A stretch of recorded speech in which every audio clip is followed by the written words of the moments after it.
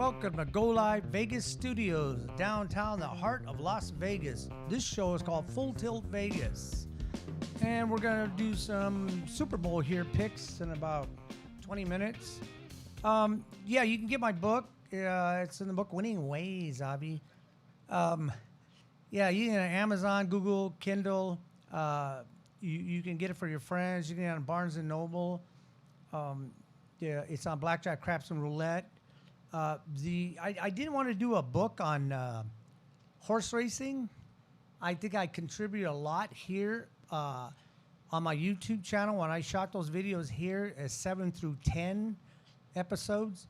You can go on Delatory 360 Entertainment and you can see all my videos, but those 7 through 10 are on horse racing. If anyone's wanting to get into horse racing and learn, it's a great opportunity. I did it for about 30 years. I did it 9 years straight. So, but then after that, even though I was doing other stuff and doing Craps, Blackjack, Roulette, doing the book, the scripts that I had registered at the WGA West, I was still playing horses. So, the reason why I'm bringing this up too is because I was at Sam's Sounds today, and I was playing, because sometimes the sport book there is really quiet. Oh, and go ahead and, I keep forgetting, smash that like button and subscribe and hit the notification so you know all these come up. Any of the shows we do here on Go Live Vegas Studios, you'll get the notification for those shows. So anyway, so what happened today at Sam's Town, I was listening to some of the people yelling and screaming. Want their horse to come in. I don't really talk to anybody over there. I just do my own thing. I stay in the corner, and they're yelling for. There was a race. Number 6 was in the front, and the 5 was the 5 was tracking the 6. He was about 3 off from the lead. And then the horses are about 2 off from that. But this guy was yelling and screaming for the 5 horse. And I'm looking up at the screen and I see the 6 horse. The jockey hasn't asked the horse yet. If you go to my videos, you'll see what I mean by that. All the things I talk about in them 7 to 10 episodes, you'll understand anything about the track variant.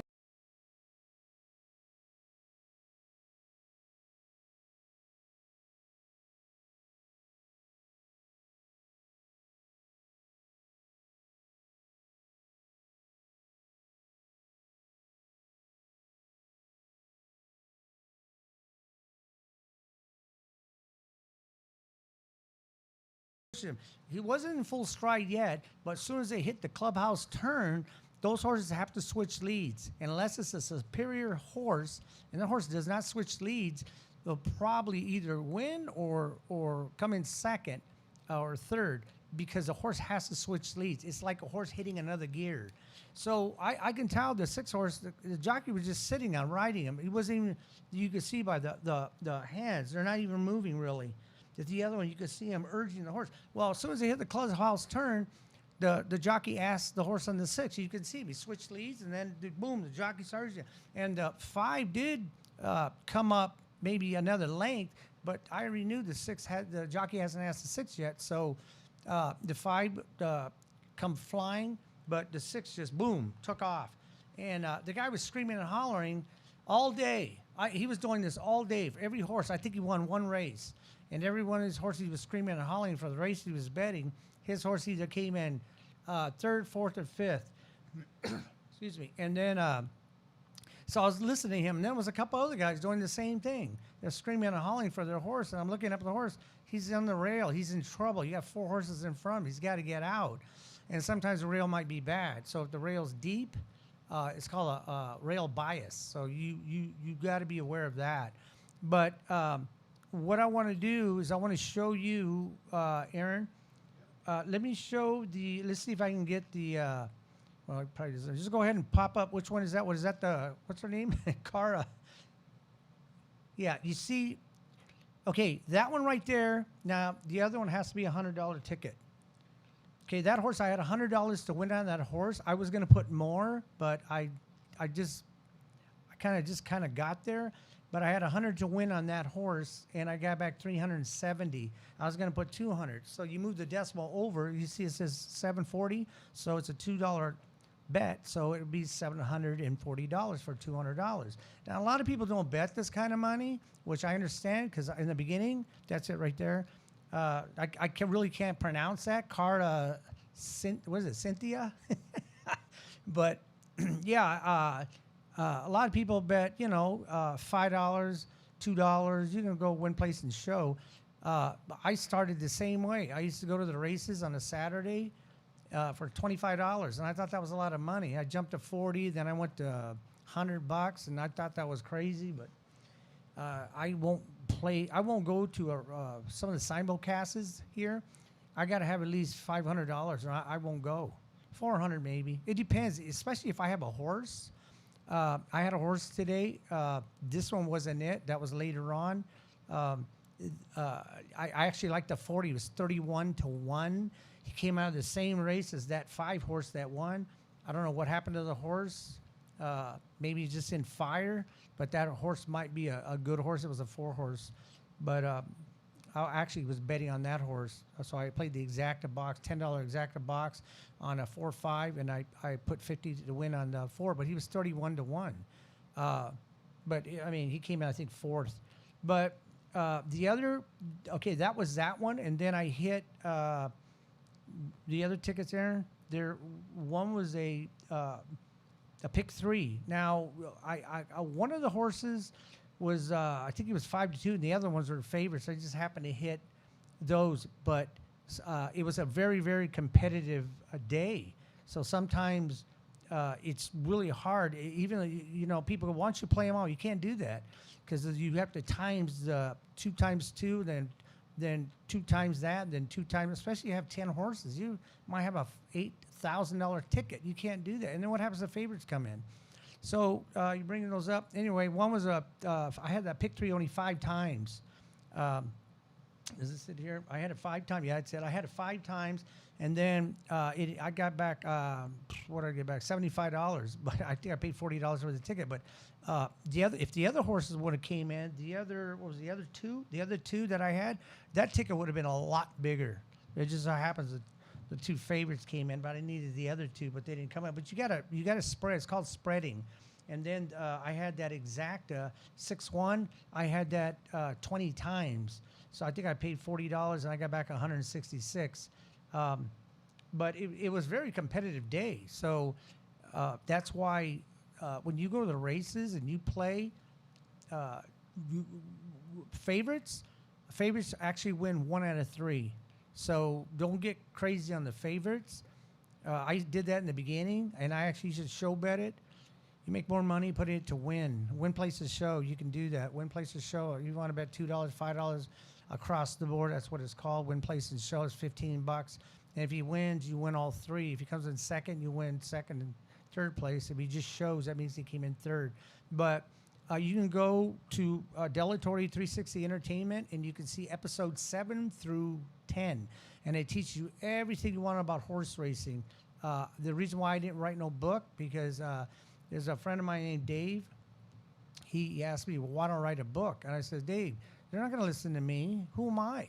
I says, jockeys write either books or tapes, and people do buy them. But one thing I learned about watching these tapes, that these DVDs that these jockeys make, I'm not going to mention the jockeys, but a lot of times when they talk, they're talking about what they did in their career and what happened to this. They don't want to know that. They want to know how I can win. What happens if this happens to a horse, or why did the horse on the rail? Why was he winning by 3 lengths and then he died like a stuffed rat? They're called cording up, or the rail's deep, so he got tired. That's what they want to know, because a lot of times after a meet, a track, when the horses run, it's called a meet. They run on 30 days, 60 days, like Santa Anita, 90 days. Those tracks, sometimes they have biases. It could be a rail bias or an outside bias. So you either want to be on the rail because it's fast, or you don't want to be on the rail because it's deep, it's holding. Especially after it rains or when it's raining. You can go on my episodes and you can see what I mean by that. And then you have a front bias. Now that could be speed or holding. The track is either too deep, even if the splits, and I teach you about the splits, which is the times.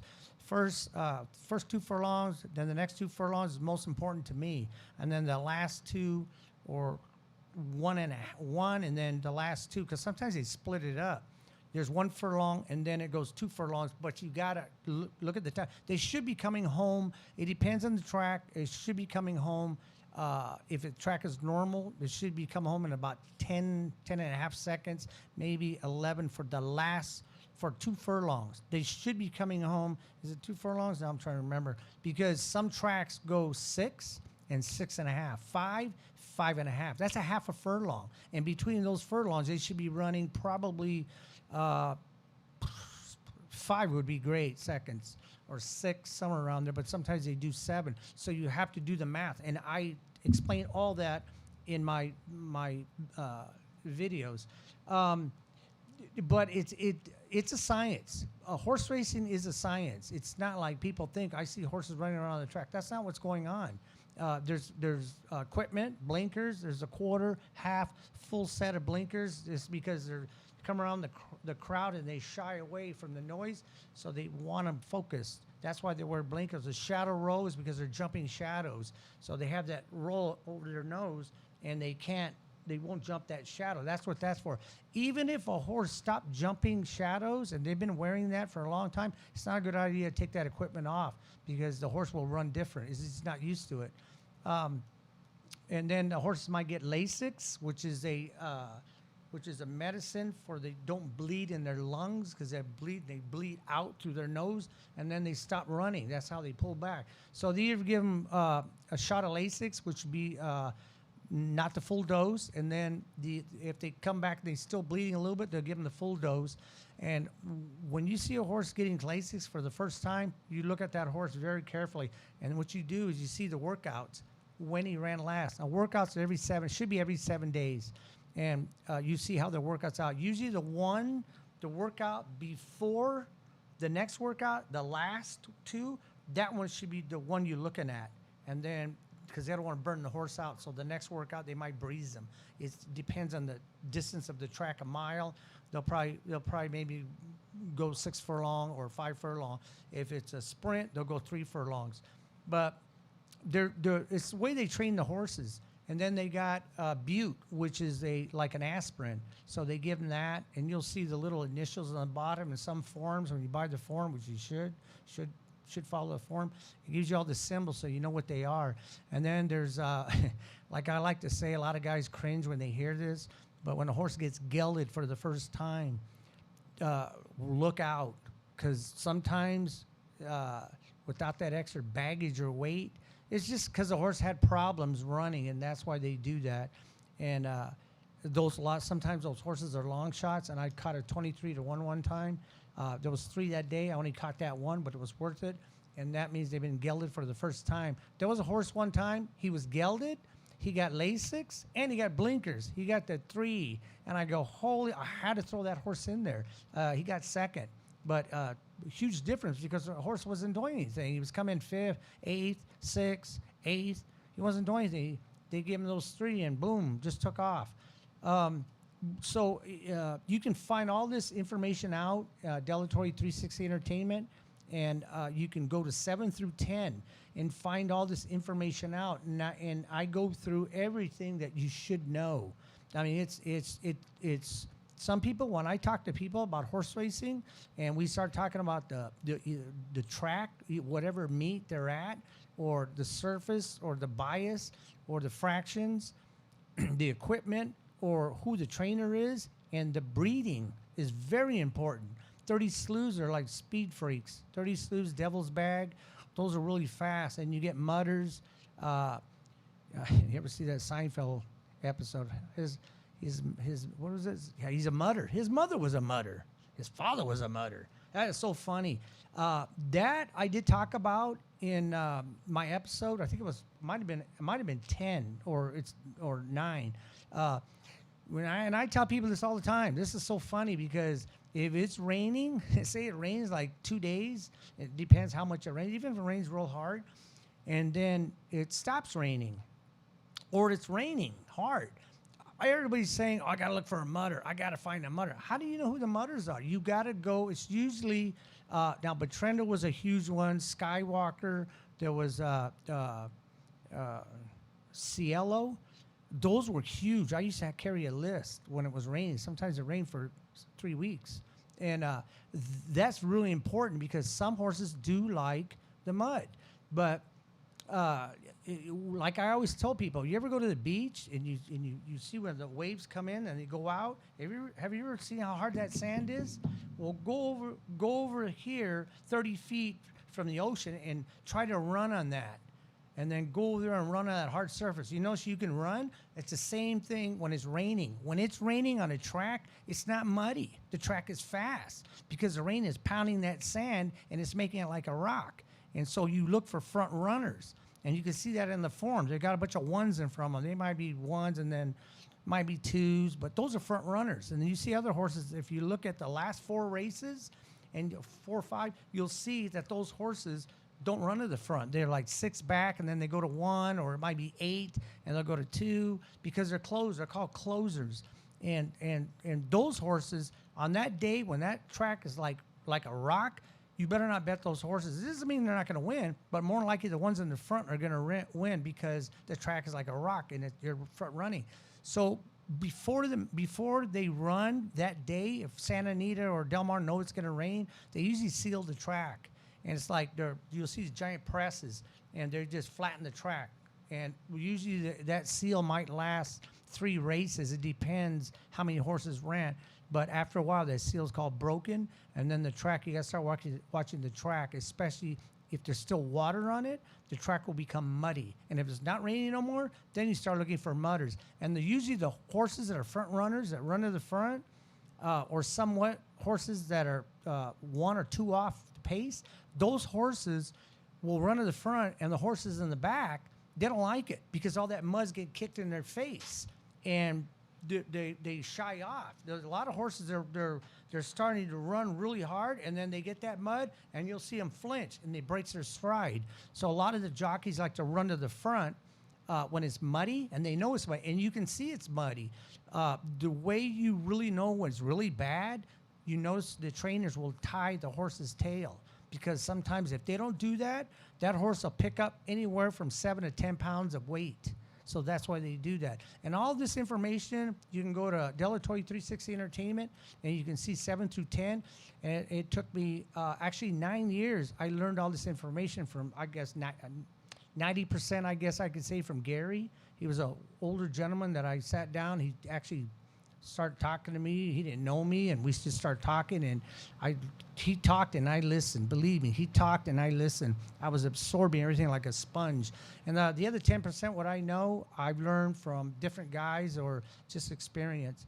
But it doesn't mean you're going to win, but you'll have an edge because you'll understand what the horses are doing, the breeding, the surface they're on, even if it's a turf. Like I say, Great Britain, Ireland, France, look at those horses. They have like 400 years of breeding on turf. That's why they bring them over here, and a lot of times they annihilate the American horses, especially if they get Lasix for the first time because they're not allowed over there to get Lasix. So they come here and they give them Lasix, and a lot of people look out for those horses. Boom, they'll take off. So I think I'm going to stop here because Brett's going to be coming on. We're going to talk about the Super Bowl picks. So we're going to go ahead and run a commercial here, and we'll be back on Full Tilt Vegas. Brett will be here. Thank you very much. What's going on, everybody? Brett Lawson here, co-host of Full Tilt Vegas and Las Vegas-based sports analyst. Just letting you know, I will be Richard here for the foreseeable future to break down all the action in the NFL playoffs. If you want to know how to bet, you want to understand the concept of point spreads or totals, prop bets, and everything in between the world of football betting, we are going to take you there every night, here on Saturday nights on the Go Live Vegas platform. So be sure to tune in, whether it be through the mobile app or any of our visual platforms on social media. I will be joining Richard on set from here on out, 6 p.m. Pacific time, Saturday nights, to break down the full slate of NFL playoff action. We're in the wild card round now, and still plenty to come with the divisional rounds, conference championship weekend, and the Super Bowl, and we'll be covering it all right here on Full Tilt Vegas. Be there.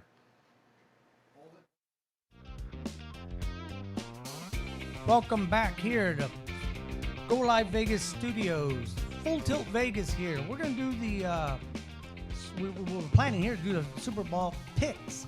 So I'm going to ask Brett some questions, but he's the main guy on sports. So Brett, go ahead. Say hello. Yeah, absolutely. I'm happy to be back. It's been a while. I was kind of on my way over here thinking, wow, it's already been 3 weeks since I was last here, or at least 2 weeks. No, actually, I believe 3 weeks, right before the divisional round.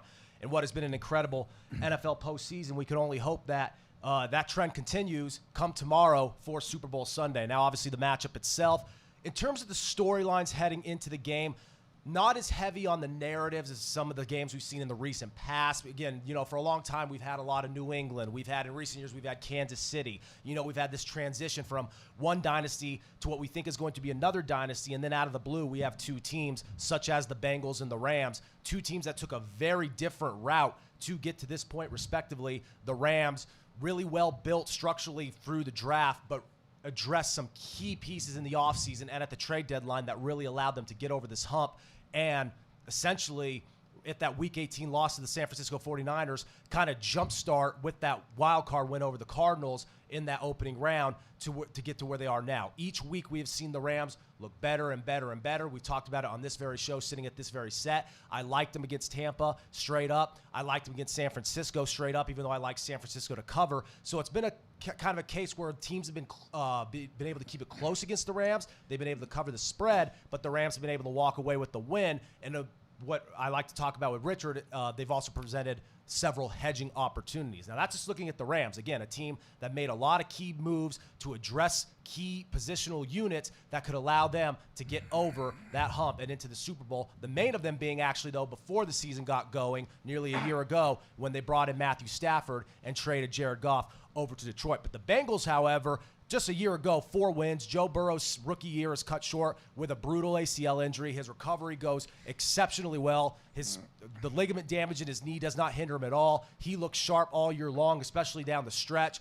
At one point in the season, I guess you could trigger happy with the interceptions, but managed to fix those issues. And as we saw down the stretch, utilized that dual threat ability as well as that moxie and that drive that made him a legend at LSU. But the key is how they've surrounded talent in just a short window. 2 years just like that. You bring in T. Higgins. You bring in Jamar Chase, elite college receivers. You already have a top-line running back in Joe Mixon. The narrative of if there were one, the narrative in this game is the paths these two teams took to get here, and here we are on the eve of the Super Bowl, and it's kind of hard to gauge exactly what we're going to see. You could say the Bengals are the red-hot team that caught a lucky break and that was able to survive against Tennessee despite 9 sacks, and then was able to stay in the dogfight against Kansas City despite falling down 3 touchdowns, a 21-point deficit in the first half, or 21-7, I believe. 2 touchdown deficit, and then we're able to rally in the second half where Kansas City completely ran into a stone wall, obviously a tale of two halves, where the Rams win in a dogfight against the team that has been a thorn in their side now for such a long time, that being the 49ers. So both teams really had to prove themselves the last time we saw them, but in terms of the matchup that we're looking at specifically, Richard, for this game come tomorrow, the first thing you have to do, like you do for anything when it comes to betting football, you have to look at the spread. Now, this opened at 4, got up to about 4.5, stabilizing right now at 4. Maybe if you get some late handle, depending on what book you look at, depending on what mobile app you look at, you may find it at 4.5, 4, anywhere in between, anywhere within that, I guess you could say that fluctuation. Either way, it's stabilizing around just that.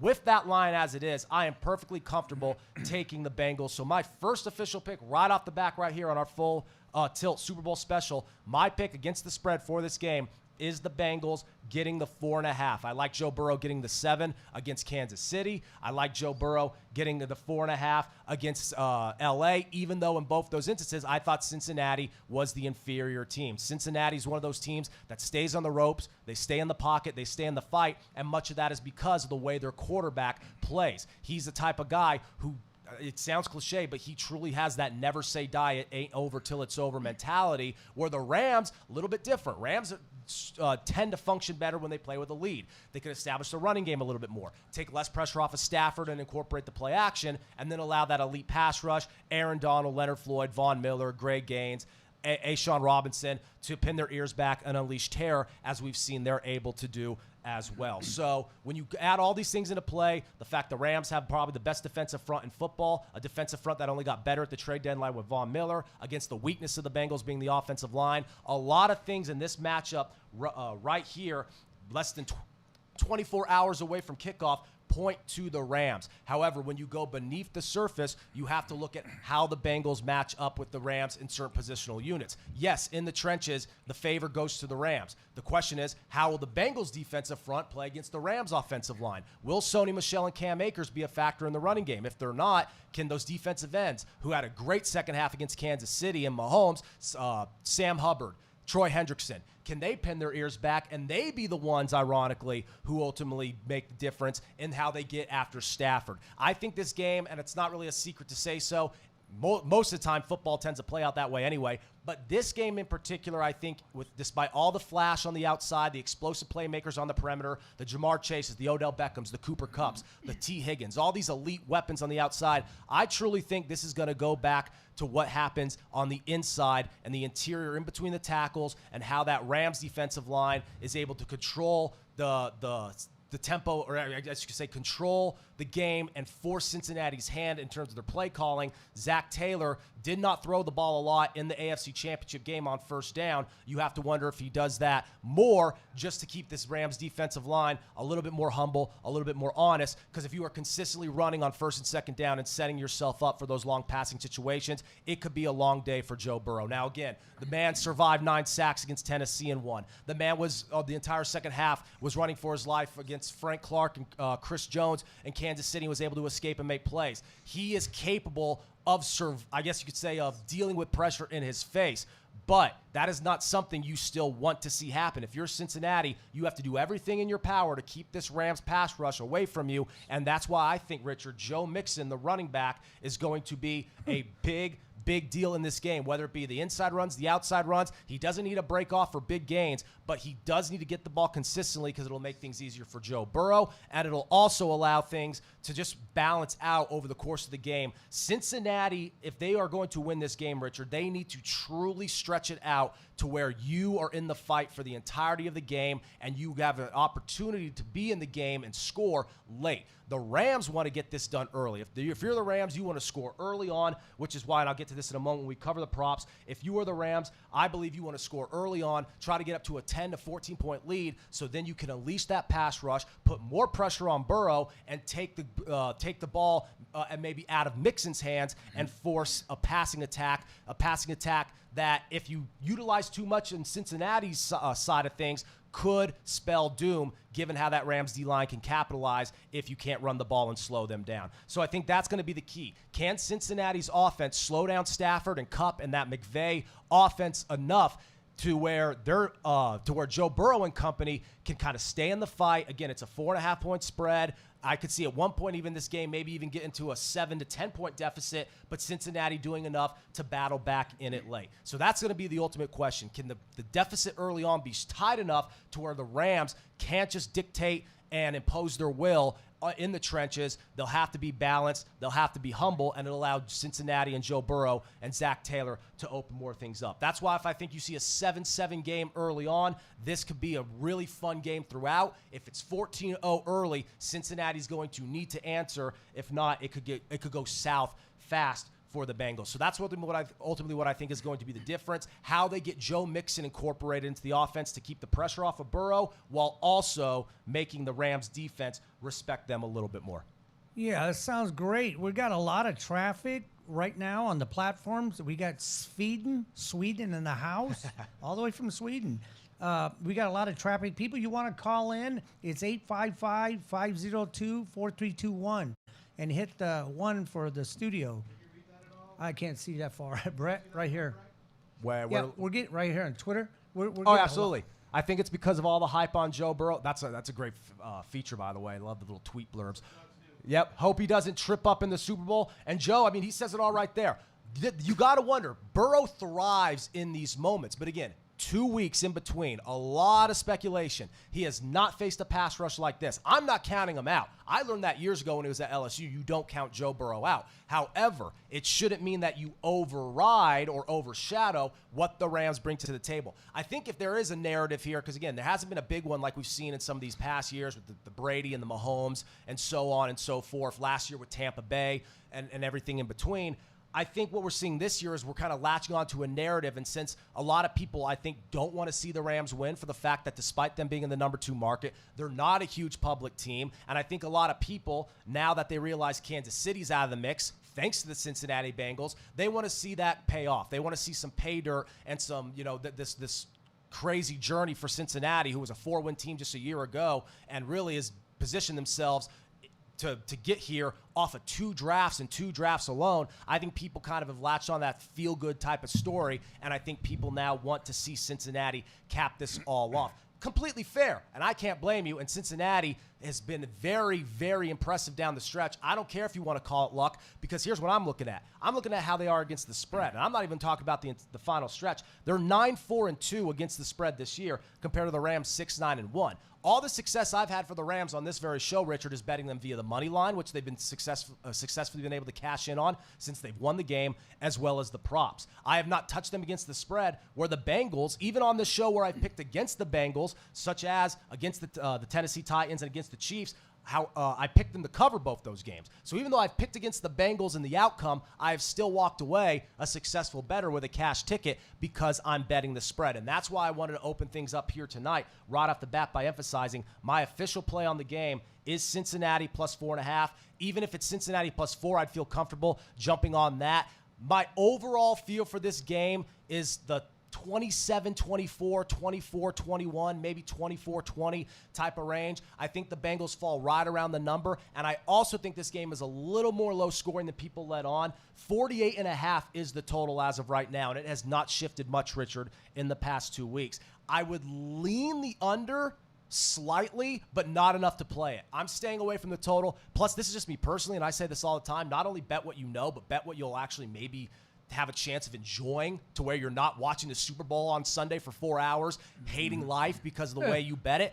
Usually when you bet the under in a Super Bowl, you kind of set yourself up for that. Now, again, a lot of people like betting the under, so they're fine with that. I'm fine with betting the under. I just don't like doing it on Super Bowl Sunday. I hope this game is a shootout, but again, I'm not sure it will be, but I'm also confident in both these quarterbacks and these offenses, to where I think that it could maybe late go over that total of 48.5. So that's why I'm a little indecisive, a little on the fence, and I'm not going to try to force a pick. I'm not going to try to, convince myself here in the last minute. I'm just staying away from the total. I'm not touching the 48.5, but I'm all over Cincinnati 4.5. Mike asks us, what are you looking forward to most in regards to Super Bowl, the halftime show, Rams house? Well, that's actually an interesting point. Let's talk about the home field advantage first and foremost, because you got to wonder if there will be one. Super Bowl crowds are always varied. They come from all over the country. They're going to be loud. They're all over the world. Tampa Bay last year, it was a cool little storyline, but I don't think it was much of a factor in the game. Tampa Bay just punched Kansas City in the mouth and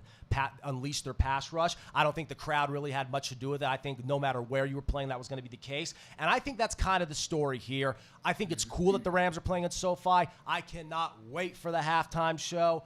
Me personally, don't get me wrong, Mary J. Blige, Eminem, Kendrick Lamar, all respect to them.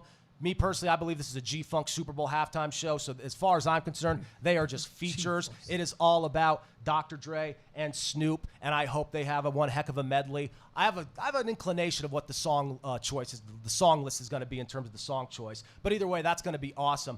Everything about this Super Bowl on paper and the way it's going to be packaged and presented, it's going to be cool. it seems a little bit different again, like I mentioned at the top of the segment, because there's not the same type of narratives and those storylines that we like to latch onto in the immediate aftermath of Conference Championship Sunday. We didn't even have that. It's kind of like in the wake of those games, once that Niner-Rams game wrapped up, we kind of all thought, Joe Burrow and Matthew Stafford are going to be in the Super Bowl. Well, isn't that something? The Rams, after getting here a couple years ago with the similar strategy, but weren't able to do it because of the deficiency at quarterback, address the quarterback position, and then bring in a Hall of Famer like Von Miller, a player like Odell Beckham, who proves not only does he have something left in the tank, but proves that he could still be an elite receiver. And I also like him to be a very prominent part, as I'll get into in the props here momentarily. So you bring in those key pieces and touch up those areas that needed to be addressed. And just like that, the Rams kind of demonstrate the modern day way to build a team. The Bengals at the same time demonstrate a much more unlikely and a much rarer way to build a team, but every bit as effective, just all the same. And they were able to do it in an incredibly short time, and it shows what happens when you nail those key positions at the draft. It shows what happens despite having a weak offensive line. You don't go after Penei Sewell. You go after the wide receiver, Jamar Chase, who's now the offensive rookie of the year, and it pays dividends for you. So I think the main takeaway for all of us is just kind of sitting here thinking, it's not about the Rams being at home. It's not even about the Rams making the moves they did on the market. It's just more so that these two teams like that position themselves to get in the Super Bowl. One, on paper, was more so set for it. The other kind of had to get hot at the right time. Some may call it luck. Either way, we've seen wild card teams in the past ride that same type of wave. And this is a Bengals team that actually won their division. So this was a Bengals team that was good all year long. I think we just realized it a little late. The Rams, on the other hand, we have those expectations. So it's a classic dynamic of a team that's supposed to be here as opposed to a team that's not. And I think that's why we either are overestimating the Bengals and underestimating the Rams, because I think our heart sometimes, especially in this 2-week gap, sometimes overshadows what our head wants to tell us. And that's why the first thing you could do is go to the line. Even before you gauge how the game is going to play out, you look at the line, and that's why that 4.5 for the Bengals immediately jumps out at me. And that's why Rizzo right here tweeting us Bengals by 3 for the Super Bowl. I could see it, and that's what I'm saying, and that's why a plus 4.5 play is great. They win, it's easy. You don't even have to worry about what the deficit is. They win outright, you're fine, and then if they fall within that 4.5 or even 4, you're still going to walk away with a cash ticket. A lot of people are thinking Rams blowout. I don't. I certainly don't think it's going to be a scenario where the Bengals blow out the Rams. I don't think we're going to have a scenario where I see a scenario where this game falls within 10. Sure, the Rams could cover the 4.5.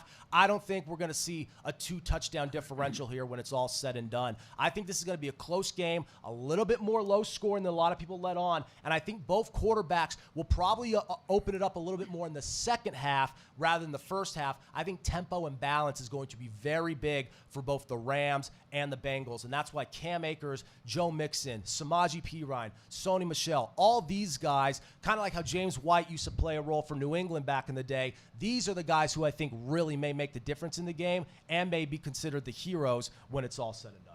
Yeah, we had Lillian. She asked if, can you bet crypto? No, you can't do that yet, but there's going to be a lot of advertisement for crypto at halftime for the commercials, so you want to watch that.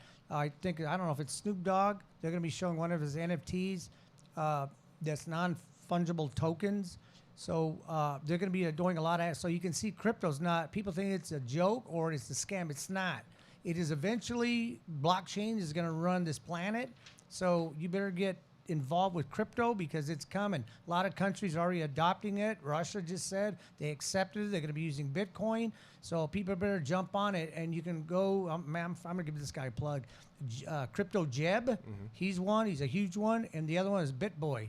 So you can look those up online and you can follow them. There's one guy who's very, very interesting. I just saw his video about 2 days ago. His name is Richard Hart. That dude is incredible. He's one of the smartest people. IQ is 137, but his documentary just blows my mind.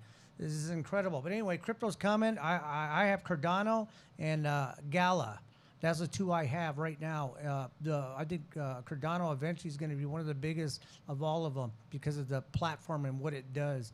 But yeah, you'll be seeing that, Lillian, on there. What is that? Who y'all rooting for tomorrow? I see that.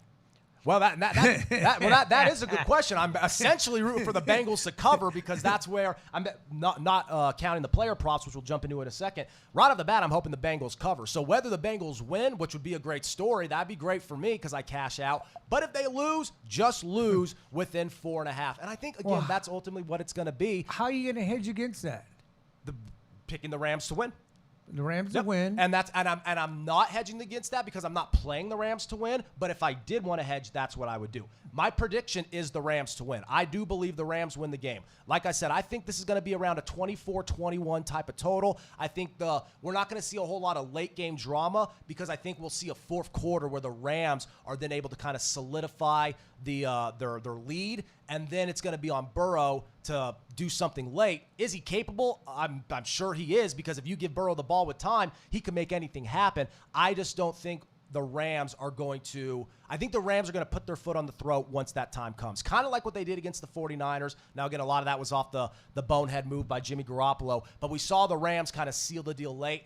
I could see that happening. I could see someone like Aaron Donald, Leonard Floyd, Von Miller, even if their presence isn't known throughout the whole game, somebody is going to make a play at some point late in the game that I think seals the deal for the Rams. And I think the Bengals, despite being very good and despite being that young, hungry upstart team, I think the Bengals may just be a few drives away from being able to get over the hump here, and that hump being mainly that Rams defense. I think they just run out of time more than anything else. It says, y'all ready for the Super Bowl tomorrow? Crystal tweet. This is a great feature, by the way, Aaron. I'm absolutely loving this. Is phenomenal. I love it. I feel like I never have to look at my computer for the chat room again. This is A grade. But I can't wait. I mean, I'm always excited for the Super Bowl just because of the pageantry, the festivities. Even if the game sucks, if you're with good people, the social aspect, the food, the drinks, everything in between. We're in Vegas, so the watch parties, the sports books are just absolutely incredible. It's a sight to behold, even if you're not looking at the game. Just people watching down here for the Super Bowl out in Vegas is something in its own right. So it's just one of those things where I don't mean to sound like I'm playing the fence here, because I just told you, if I'm rooting for anybody, it's the Bengals to cover. I don't necessarily care who wins. I don't have a dog in the fight. And again, there's no really true storyline here that I think will emerge from, other than maybe Joe Burrow winning and kind of crowning himself as one of the guys for the league moving forward into the future. But here's the thing. We already know that anyway. Justin Herbert, Josh Allen, they haven't gotten to a Super Bowl, and they're in that crop as well. Joe Burrow's able to get to the Super Bowl, and whether he wins it or not, it's safe to say who the young quarterbacks are who are going to be leading the way in the wake of the retirements of all the greats, with Brady being the most recent, Brady and Ben Roethlisberger. So that we're in the middle of a transition, a true passing of the torch, changing of the guard type of moment, and Joe Burrow does not need to win the Super Bowl for that to happen. Now, Bengals fans, if you're listening, I get it. It'd be a great story. This is a team that hasn't been there since 1988. They've been there twice, and they ran into a brick wall that was the San Francisco 49ers dynasty. This would be a heck of a story for a market that has a loyal fan base but is nowhere near as widespread as the LA market. It would be a heck of a story for Cincinnati to go into town and beat the Rams at SoFi, especially if they do it in physical fashion. That's really what impressed me most about the Bengals. The fact they're winning these games after getting hit in the mouths themselves. They had to fight off the ropes and battle back. They did it against Kansas City. They did it against the wild card round against the Raiders. Even then, that was a scrappy Raider team coming off a big Week 18 win in which they were able to clinch the playoffs. Every single time we've seen the Bengals up until the second half, last week against Kansas City, they've had their backs against the walls in certain instances. The fact they've been able to battle out of that, let alone covering the spread in the process, is a huge testament to Joe Burrow and his weapons. A lot of people still aren't really sold on Zach Taylor. They don't like his play calling. Well, a good way to silence a lot of those critics is to have an exceptional game here. And that's why the play calling early on for Cincinnati will be oh so crucial. The fact, BitBoy Crypto, the fact that the Staples Center was renamed the Crypto.com Arena and the Super Bowl will be showcasing NFTs means we are becoming more mainstream. Great tweet. That's so true. Yeah, it says Richard needs glasses. But it's so true too, because it also shows crypto, NFT, they're much different than the way, daily fantasy and sports betting works. But the way both have caught steam and caught like just a lot of momentum in recent years is kind of the same thing. It shows how the accessibility, how easy it is, as he just mentioned, how easy it is to kind of promote in certain instances and get out into the mainstream. At a time, these things were once considered taboo. There was once a big stigma attached to them. Not so much anymore. And now we are seeing that with sports betting, with daily fantasy, DraftKings, FanDuel, as well as the NFTs and the crypto. The crypto obviously transcends anything that's related to sports and betting, but it kind of just shows that all these things are kind of kickstarting at once. And it's not really a coincidence why that's happening. And you talk about it, you say how important it is to understand the history you just did in the opening segment of racing, even whether it be the horse themselves. Are they a mutter? Are they not a mutter? Or even just the track, anything that could play a factor, you have to gauge and you compare it throughout history. That's what we're now seeing in modern day sports betting and everything with these props and with these crazy plays that you can make in the Super Bowl, let alone in any sport. Yeah, we're getting a lot of traffic here. That's great, but it'd be nice somebody call in. It's 855-502-4321. We'd like to have somebody call in. You can ask Brett any questions on the Super Bowl or anything you want to know about the track. But we like to hear from you guys. There's the numbers there on the screen. Don't forget 1 for the studio. Brett, now I saw the last game of the Rams. Now, what do you think is those 2 weeks? Yeah. Those 2 weeks that those teams are off.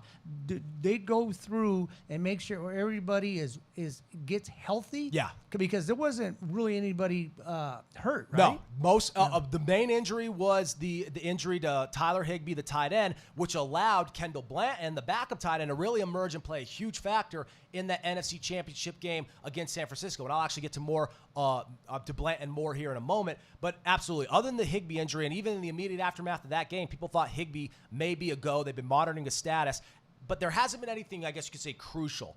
Stafford, Aaron Donald, these players who are going to be, have a spotlight on them for the MVP come tomorrow, they're all healthy, ready to go. Joe Burrow, despite, taking on a lot of physical punishment with his offensive line not helping him out a whole lot, he's ready to go. That is always good. When you have all your star players, for the most part, healthy rolling into the game, and both these teams are coming off statement wins against opponents that they were either considered inferior to going into the matchup, or it was considered a bad matchup given the history. That was the case with the Rams. The Rams being able to overcome the 49ers by being physical, by not faltering in the trenches, by getting hit in the mouth, and instead of folding, they fire back with a shot. The Rams able to do that was big because it shows that when they play comprehensively, which they almost did, like when they play a complete game, which they almost were able to do against Tampa before Brady got hot in the fourth quarter. When the Rams really imposed their will and established that physicality, they are a hard team to beat, because usually when teams have that physicality, they may not always have the flash. The Rams have both. That's what separates them.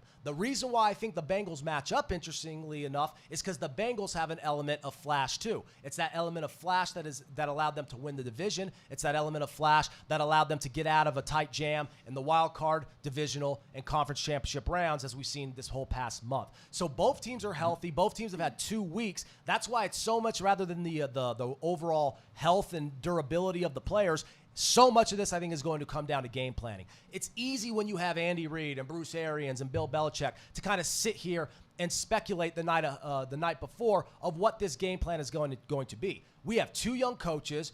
One of them has been here before, and he did not have a strong showing, being Sean McVay. And the other is Zach Taylor, who got hired because of his connection to Sean McVay, as several other coaches in recent years have, who are affiliated with him in the past. The difference is Zach Taylor, even this year alone, including in the playoffs, has had some questionable play calling decisions, something McVay has been guilty of in the past, not so much in the postseason. So that's really what's going to determine the early part of the game. Who calls the better game offensively, because the play calling offensively is going to immediately dictate how the defense across responds. The Rams across the board have a better defense, but the Rams across the board are pretty much superior in all the positional units. That's why this is going to come down ultimately to coaching and quarterbacking. You may give McVay and Stafford the lead over Burrow and Taylor, but given Burrow's dual threat ability, again, the moxie, the athleticism, maybe Stafford is nervous. He seemed fine the whole entire playoff run, but maybe he realizes, oh wow, there's a lot there's a lot on the table here. You know, you could say the Rams, and I usually hate this argument anyway. It's a Super Bowl. Everyone has something to lose and everyone has something to win. But in the grand scheme of things, Matt Stafford, Sean McVay, and the Rams, given the fact that they're expected to do this, have more to lose than the Bengals, the team that many expected not even to make it to the conference championship. So could that come into play? We've seen that come into play for certain teams in the past. That Rams team that got there in 2018 on paper was way better than that Brady Belichick team. That was one of the worst Patriots teams we've seen win a Super Bowl, and they completely dismantled the Rams and shut them down. Todd Gurley, Jared Goff, all these guys who were named throughout the entire year weren't even a factor. I don't think that's going to be the case. I think the star players such as Odell Beckham, Cooper Kupp, Cam Akers and company show up for the Rams. Even Van Jefferson and Kendall Blanton show up for the Rams offensively. That's why it's going to be imperative for the Bengals playmakers, not just their role guys. Those guys are crucial, but the star playmakers, the Jamar Chases, the T. Higgins of the world, they are going to have to shine tomorrow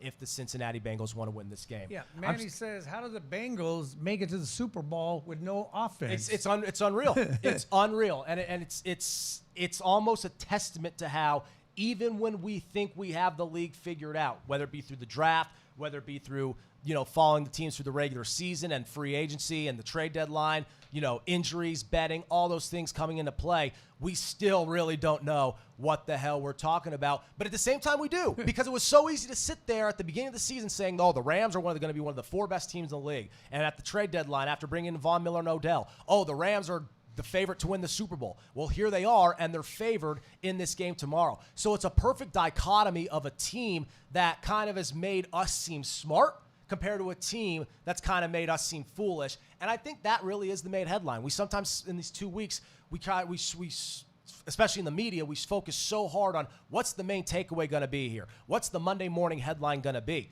At the end of the day, I don't think that matters. I think this is more so just an overall reflection of the way the league is going now, and that shows that there are now multiple ways to win in the league. At one point, there was only one way to win in the league. At one point, what the Rams are doing was considered taboo, and what the Bengals are doing was considered the way. Both have done their own way, or both have done their own thing. They've stuck to their guns in their own fashion, and that method has proven to be successful for them. And that's why when you really go deeper here, the fun of this game, as it really is in any Super Bowl, are the props. Yeah, we're getting a lot of tweets on crypto. I guess a lot of people will be halftime watching the crypto ads. Oh, absolutely. And in between the ads, in between the halftime show, in between the crypto influence, all these things are showing that everything involving sports entertainment is changing. This is the biggest sports and entertainment event in the world. That's why it's fitting it's coming out here to Sin City in just a couple years, the entertainment capital of the world. All these things kind of point to where the Super Bowl isn't just a football experience. It has not been just that for a long time. This is an entertainment experience meant to draw in casuals. That's why a halftime show of this nature is perfect. Again, better be not strictly, but mostly G-Funk song playlist. I'm going to be very disappointed if it is not. So follow me on Twitter at Brett Lawson LV for my takes on that, as well as my takes for the game. But either way, announcing that in SoFi as the halftime show, plugging these things, plugging gambling all year long. It shows that they're the millennial appeal, the more modern day appeal, the tech savvy, the people who do so much of their work and their day-to-day life, to handle their day-to-day livelihoods on the internet. The league is trying to appeal to that. And that's why it's fitting, because at the end of the day, the NFL is always going to appeal to, the typical nuclear family of 4 or 5 or whatever, what have you. But it's also going to appeal to those random millennials who are now trying to carve their name in a new market as crypto, as NFT, and of course with sports betting. It's I think over the course of the 4 or 5 hours tomorrow for that Super Bowl broadcast on NBC, we're going to see how everything now really seems like it's shifting. And that's why the retirement of Brady and all these other quarterbacks, and that's why the way the league is changing in terms of its approach on practically everything is so fitting given the time period. We have another tweet. Love this. Can't wait for the game and his Super Bowl debut and the halftime show too. Absolutely. Dogs in the NFL, there's a lot of them. There's absolutely a lot of them too. And that's another thing. It's going to show how so many, we talk about in college, we talked about in the aftermath of the Georgia-Alabama game for the national championship, we talk about how high school recruits are coming in more ready to play. This is just another reminder how NFL young NFL talents are coming over from the college ranks and immediately making their mark known. Ja'Marr Chase is a fine example of that. I know we have a few minutes left, Richard, so I'll actually go ahead and get into my player props here. It's going to seem a little Rams-centric. The only reason why, though, is because of the value. Just right off the bat, I do like Joe Burrow. He has a rushing prop to go over 11.5 yards. That's easy for me, but it's minus 110. Joe Mixon, I believe, goes over his rushing total, but again, not a lot of value there. So even though I think Bengals players such as Ja'Marr Chase, T. Higgins, Joe Mixon, Joe Burrow will be productive, I'm looking at the value on the side of the Rams. For example, first score of the game, Rams touchdown plus 160. I love that. Has nothing to do with the outcome. I just think the Rams are going to score first. I think the Bengals get the ball first. I think the Rams will defer. That's another popular prop bet, by the way, which is a foolish one to bet, but fun for the hell of it because you're betting on a coin. But it makes for fun. It makes for fun conversation while everyone's sitting in front of their TV thinking, oh, I wonder how many people lost money. Just like when the winning head coach gets the Gatorade bath, you're literally looking at people winning and losing money based off the color of the beverage. But aside from those, little casual, fun type of plays, this first score of the game one is always really, really big. I think the Rams, if they win the toss, they'll defer. Cincinnati gets the ball, go 3 and out, or maybe even drive the field a little bit, but the Rams hang tight in the red zone, get the ball back, and score. I like that at the plus 160. I also expect someone like a Cam Akers or a Kendall Blanton to score that first touchdown. A separate plot involving Blanton, the tight end. I believe he scores a touchdown. This is, again, at any point in the game at a mark of plus 240. Again, we're going at value. So just off of that, I think 2 likely props for the Rams will happen, and they have great value attached to them scoring first at plus 160 and Kendall Blanton to score a touchdown at plus 240. Here's one that I'm just going to throw a little some 5 cents on, essentially, if you will. In other words, just chump change, pocket scratch. Aaron Donald to win MVP. Now, it's likely someone else wins MVP. It's likely that Aaron Donald gets triple teamed the whole game and opens things up for Von Miller and Leonard Floyd. But at the value of plus 1,400 to win that award, I'm not walking away from that. You have the best player in football, the best defensive lineman of his generation, and a guy who, even when he's not having his name called or when he's not blowing up the stat sheet, is making his presence known because of how he helps that defensive front around him. If he doesn't have a huge game, Greg Gaines, Alshon Robinson, Leonard Floyd or Von Miller very well could have a good game. However, I will gladly throw $5 on Aaron Donald to win MVP simply off the price. You're talking about a guy who could single-handedly take over a game and could not be blocked one-on-one. We've seen the last defensive player to win MVP was Von Miller for the Broncos just about, 6-7 years ago. So 5-6 years ago. I think Aaron Donald, of all people, could likely be the first one to do that since, and mainly because of the price of $1,400. So there you go. There's 3 Rams props right there. First score of the game at plus 160. Donald to win MVP at plus 1,400. Little just chump change bet. And then Blanton to score a touchdown at plus 240. Another plus money bet, or valuable underdog type of prop with a dog price attached to it. To my surprise, actually, is Leonard Floyd to record a sack. He's at the yes on plus 130. That, is, to me, is the easiest prop of them all. If it doesn't cash, I'm fine with that because sitting here, that is just too good of a prop to pass up on. Even if it doesn't hit, I will have no regret.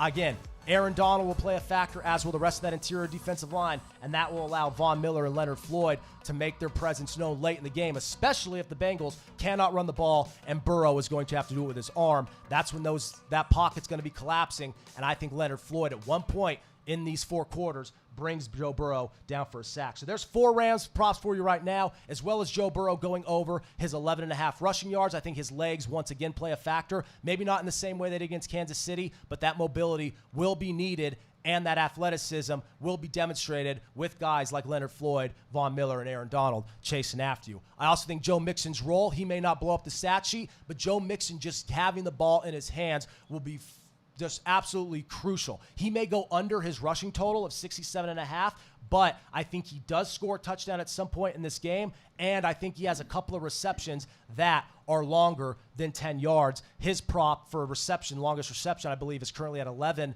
and I definitely believe it will go over that. So I like a lot of player-focused props. I think Odell Beckham goes over his his catch total at 5. I think we could easily see Odell Beckham being the number 1 target for Stafford in this game. Cooper Kupp, I think, will have less receptions, but probably more overall yardage. I think this is going to be a true a true statement of how the Rams and how Sean McVay distribute the ball, balance their approach, and really put forth their best performance of the year so far. This is the opportunity to do just that, and I think they do. I think the Bengals remain close, but when it's all said and done, give me the Rams by way of about 24-20, 24-21 to hoist that Lombardi Trophy in their home stadium. MVP, I'm betting it's going to be Aaron Donald based off the betting prize. But again, when it's all said and done, it also wouldn't surprise me if it was Stafford. So we'll see. We have one more tweet before we get out of here. We really get Aaron Donald in the Super Bowl tomorrow. It's going to be a good day. CB. I'm with you, man. He's one of my all-time favorite players. And if he wins MVP, he CB can in win the me and house. some other people money. But there you have it. I think the Bengals will remain in the fight. I think it'll be a close game throughout. And I think several players will make their have a strong showing and cash on the over for those props. But give me the Bengals with the cover. Give me the Rams with the win. And y'all enjoy the game. It should be a fun one. Yeah, you want to see all these shows? You can go on Go Live Vegas Studios, down the free app on Facebook or Twitter, all of them, Twitch, Periscope. You can download free. You can see all these shows that we have here on this platform, and you can see my shows, Delatory 360 Entertainment, Blackjack, Craps, Roulette, Poker, slot machines, everything you want in gambling. Brett, you got to tell them about your platforms. Absolutely. Follow me on Twitter. I'll be lively tomorrow throughout the game and through the halftime, as I am all throughout this calendar year for the multiple sports seasons. So check me out there, Brett Lawson LV, for all my takes and my analysis. And hopefully, I'll win you guys some money. If not, well, you can let me hear it. Follow me there, and I'll see you next week. We have plenty more to talk about in the wake of the football season, so we'll cover it all right here on Go Live Vegas. We'll be back next Saturday on Full Tilt Vegas. We'll see you then. Enjoy the game, y'all.